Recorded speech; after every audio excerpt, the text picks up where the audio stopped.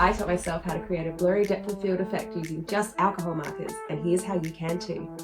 Hi up buddies, I'm Kat and I'm an independent illustrator. I'm pretty okay at marker art. I even came second in the biggest worldwide alcohol marker competition last year. And one of my absolute favourite things to do is daydream about all the different ways I can use markers wrong. And today we're going to use a watercolour technique to manipulate a medium that pretty much evaporates immediately, so let's get to it. So here's everything you're going to need to create a depth of field in your artwork. I am using COPIC markers, but pretty much any alcohol marker that has a refill ink will do. So I swear by Express It blending card, which is what I'm using here. Basically, all you need is a thick 250 to 300 GSM card. It's like a thick, smooth, hard paper. Even Bristol paper, like a smooth Bristol will do. I'm also using a cellulose sponge. This is like the stuff that's in my kitchen. The more texture and holes it has, the more texture your artwork's going to have. I also am using a rubbing alcohol. This is Iso Cool. I use it because it's got the spray on top, which is super easy, but you can also decant like the Copic blender into a spray bottle and it'll be just as good. My theory with this is we're going to use a wet on wet technique that you use with watercolors, where you wet the page and you try and keep it wet in order to spread the pigment across the page. Because alcohol markers evaporate, what we're trying to do is keep this sponge saturated in the background and then keep the surface saturated with the spray. I'm also using makeup brushes, as you can see. The important ones here are the really thick, dense, fluffy brushes because they help spread the alcohol marker around without it looking too much like it's a marker and leaving sort of strokes, I guess. But the other sort of thinner brushes also work for different situations as well. So what we're going to do is we're going to absolutely drench this sponge, then we're going to spray one side of your paper. And as you can see, if you don't turn it over and spray the other side, you're actually missing a lot of sections that aren't properly saturated. So make sure you turn it over and do both sides.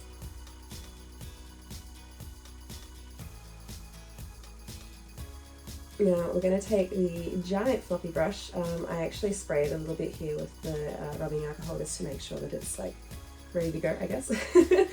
And we're going to start dabbing it on. I prefer to dab it on to start with, just to sort of get the page going a little bit, and then using this sort of like buffing motion I find helps to keep it quite smooth. And as you can see, there's some patches where it's a little bit darker than others, and you can just keep collecting your alcohol marker, keep collecting your pigment and go in and dab. Now see here, I've used it really dark and I haven't sprayed it beforehand, so you can see the second that it hits the paper it soaks in, and so I'm working really hard here I sprayed it and working really hard to sort of keep the rest of it within check of that really dark patch. So make sure you keep an eye on how saturated your page is, and as it's getting drier you're spraying it again just to make sure, otherwise you're going to end up with patches that are really like you cannot move them and then maybe too dark. Now I'm adding a second colour, so this technique's really good for going between two colours or three colours or four colours, and we're just going to use the same technique where we're going to sort of dab initially and then start buffing it out. The great thing is because the blue is now dry, it's only just going to buff it into that, and as you get further out with less pigment on your brush, the less it's going to be visible. Now I'm using a yellow, but I'm spraying the rubbing alcohol into it because I don't want it to be quite as bright as the actual colour is. And I'm a little bit nervous about adding yellow to this very blue and purple page. So you can always do that as well, and then work up to a sort of more pigmented colour by just adding a drop each time you're using it.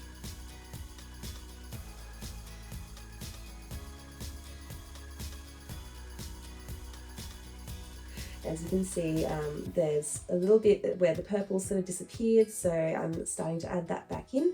And this also helps with where you can kind of see where that line is, where the green really finishes. So I'm going to add some blue in too. And it's just the same way that you would blend with markers, except we're using a brush. So you go one colour, another colour, another colour, another colour, back and forth until it blends.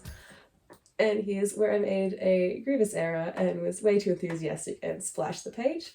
Luckily it's not going to be an issue with how I'm going to complete this image, but if that's a problem for you, you could have gone back in over with the purple and sort of like pushed that back into the background as well. So here you can see sort of what effect is, how wet the page is actually as well by how I'm handling it, but what effect it's going to look like.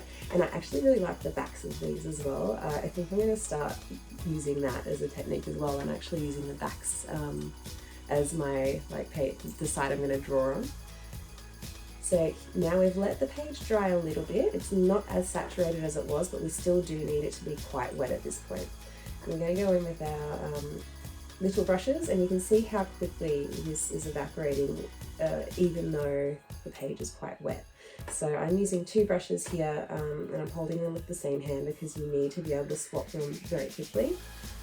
Just adding a little bit of pigment, and then I'm going straight in with that really dense brush and buffing it out. And the more saturated the page is, the easier it will be, the blurrier that image will be. So what these are flowers that are really far in the background, so they're going to be super blurry. And I just sort of want them to be like a blue pigment that you don't even really notice that much once you're looking at the full image. So I'm just going to go ahead and add a bunch, going back and forth with one brush of pigment and then buffing out the edges with the dense brush.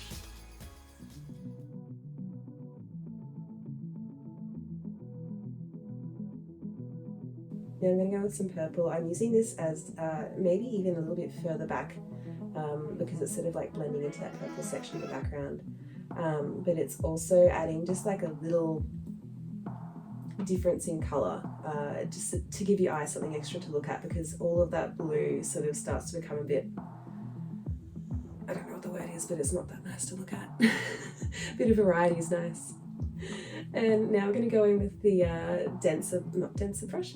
Now we're going to go in with the harder brush, and I'm using this to create leaves, or I guess grass effects, but they're still pretty far in the background.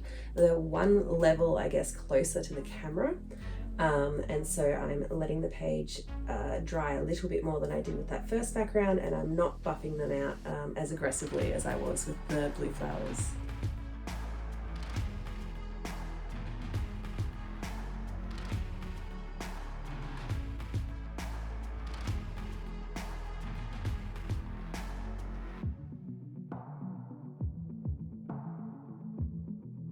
Now I'm going to go in with the rubbing alcohol to bleach out some areas of interest, just to create some background lighting, I suppose, maybe some dappled lighting in the background. And I initially went in with the actual alcohol marker, the actual colourless blender, and which works fine, but what I really should have done is go straight in with the little dense brush with rubbing alcohol on it and just dab it. Basically what you're doing is you're going in over and over again. Each time you go in, you'll bleach it out a little bit more, and you will get to a point where it won't bleach any further, but it gets to that point a lot quicker using the brush. And what you can do after that is go in to the very center with the alcohol marker and try and really get a section quite light. And if you're finding that that's still not light enough for what you want to do, you can go in with a white gel pen and colour a little circle in the middle, and then rub it out with your finger before it dries, which will sort of blend it out a little bit and smudge it, and that will help make it pop a lot more. So now we're on our next level, or layer of our scene. So this is going to be slightly less saturated again, a little bit of a drier page, and I'm going in again with the greens to create leaves and grass that's even closer to the camera, and I'm not bothering to buff it out as aggressively again, so that the edges are a little bit sharper, a little bit more in focus. So here's where we are now, and you can see the page is slightly less wet but still pretty wet.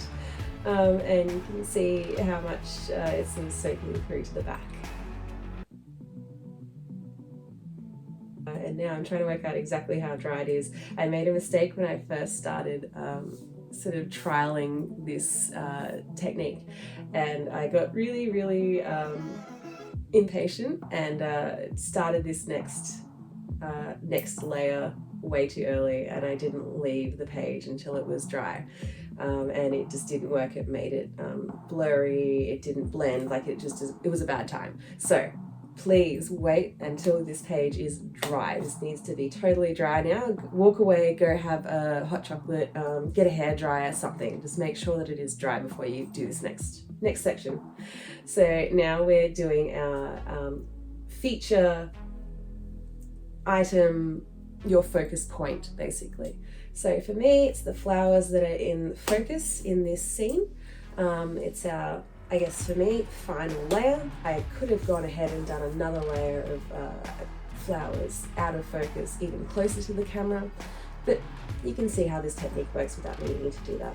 So I'm now going in with my actual markers, and I'm just going to draw and color and blend this like you would your normal alcohol marker artwork and drawings. Of course, when you're doing this, you're keeping in mind that you have a background color now.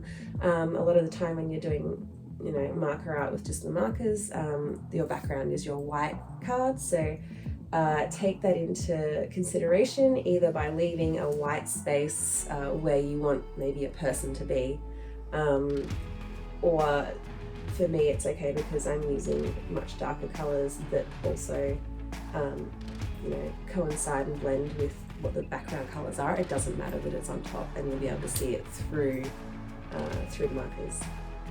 I guess I could talk a little bit about how I'm doing these flowers and their petals.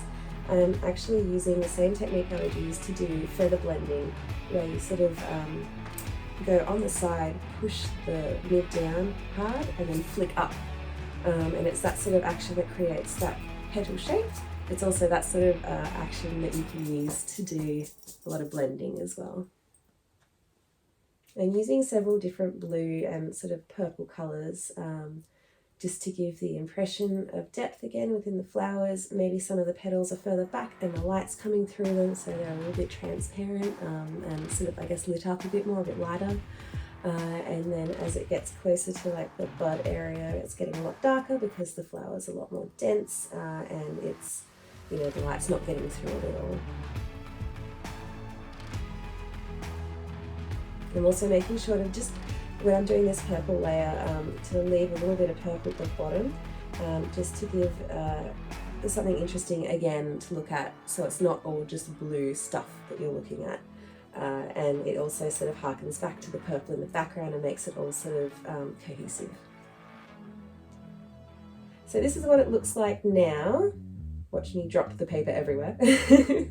I actually forgot to film. I did some just purple sort of silhouetted background flowers because I felt like it needed something that was more in focus than what was there that wasn't super detailed. And now you could leave it like this if you really wanted to. For me, I want it to sort of like be really contrasting and obvious that this is the focal point of the artwork. So I'm now going in with my white gel pen and I'm just going to backlight all of the flowers. So essentially do a rim of light around all of the edges, or most of the edges that I feel like are needing just a little bit of sort of highlight and have the eye drawn to them, or I feel like maybe they're blending in too much into the background. I often will blend out my gel pens just to sort of make it a little bit fuzzier, a little bit less harsh, I suppose. If you're wondering, I actually use two different gel pens. So the ones I'm using in here are these guys here. This is a Pentel Hybrid, what is it, DS? Editing cat, tell me what it is. It's Pentel Hybrid Gel Grip DX, I believe. But I also use this little guy here if I want something, and that's the one that blends really easily and smudges while still wet. I also use this little guy, which is a Pilot Juice Up 04, and it's the tiniest, thinnest gel pen that I've found, and it's really good for just the tiniest little details that you want to be really fine and delicate. I love using it for like little flyaway wisps in hair and like eyelashes and all that sort of stuff.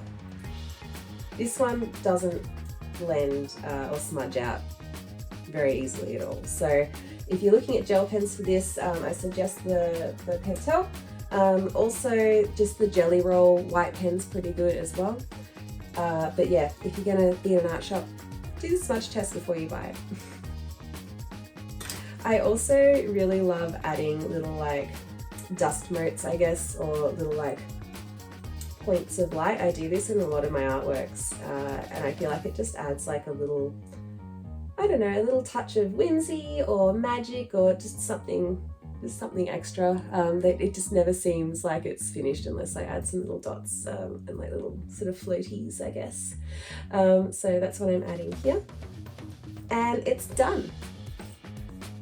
Here it is up close. You can see just how blurry you can get with this technique. And I'm still honing it, but there's definitely it's definitely something that I'm really enjoying using in my practice now. And here's the first trial that I did, and you can see that video on my channel as well, where I talk about everything that I did wrong in my initial attempt at this. So that's it. This is a really cool technique that I think can boost your alcohol marker artwork in the future. Hopefully this was easy for you to follow.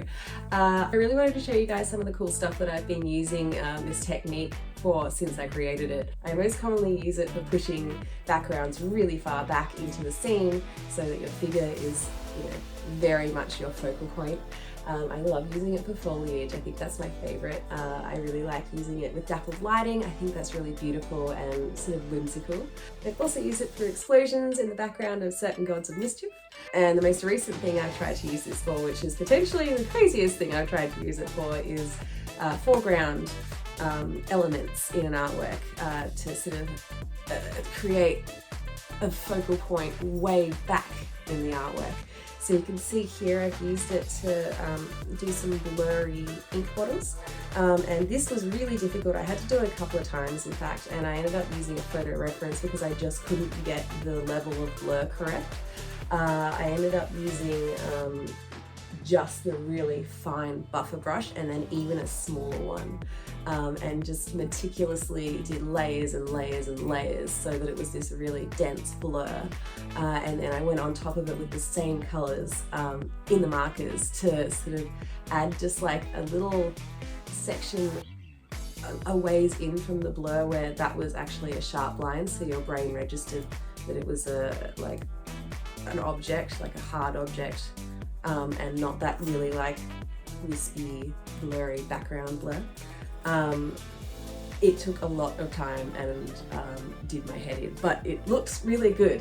So that's something that you could also try and do in your practice, just be really patient with it. If you want to go check out some more stuff like this, I have a playlist of experiment time where I experiment with art supplies and using them in the right way.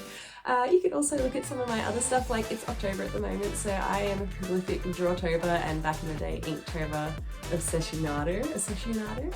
I have a cool playlist of all that sort of stuff as well. If you like my artwork and you want to see more, you can find me on all of the social medias under Cat Art Illustrations. I post a lot of different stuff on each social media, so feel free to check them all out and see which one suits you. So that's it. Thank you so much for watching. I really hope that this tutorial helped you out, and if you've got any questions, please feel free to ask down in the comments. I'll endeavour to get back to you with hopefully an answer that is useful. I don't have a cool outro like all those other cool YouTubers out there. I always get really awkward about ending videos. So I guess I'll just say that's it. Thank you for joining me, and I will hopefully see you next time. Bye! Hello. Hello. Good boy. Good boy.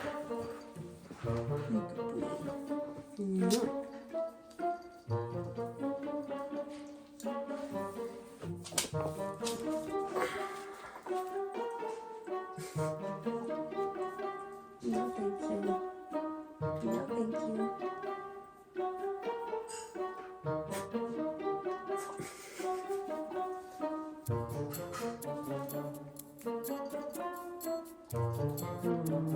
Mm.